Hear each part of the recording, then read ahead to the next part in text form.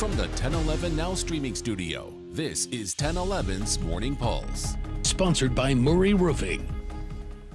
Good morning. This is Craig Allison with your Morning Pulse for Monday, April 7th. Our first story this morning.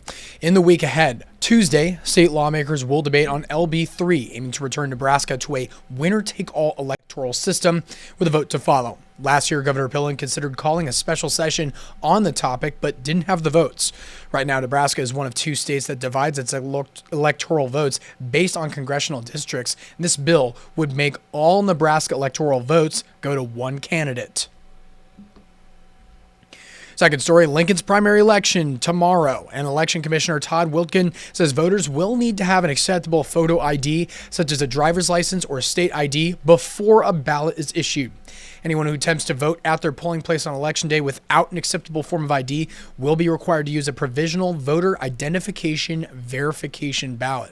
Polling locations will be open from 8 a.m. to 8 p.m. tomorrow, and voters must vote at the location for their current address.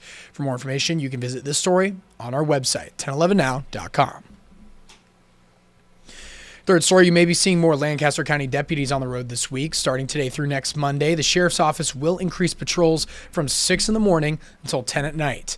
They say they'll be focusing on driving violations and efforts to keep your eyes off your phone and on the road. Goals to reduce the amount of crashes caused by distracted driving. Our story, while the Nebraska men's basketball team didn't make it to the big dance, they ended their season on a high note. Huskers making a dramatic comeback to secure their first ever college basketball crown title.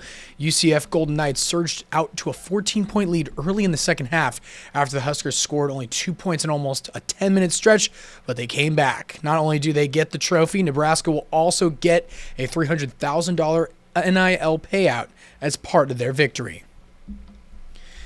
Wrapping things up, your final story, two Central Nebraska men will be bringing home some hardware after competing in the 8th Annual World Axe and Throwing Knife Championships in Wisconsin.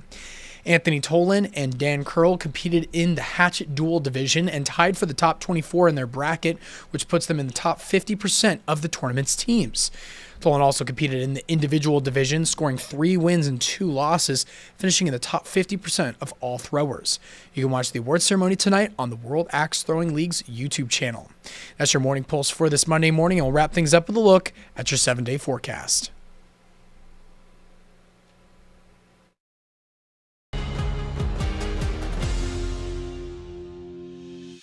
You've been listening to 1011's Morning Pulse.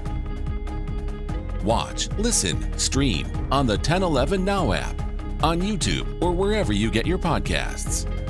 Sponsored by Murray Roofing.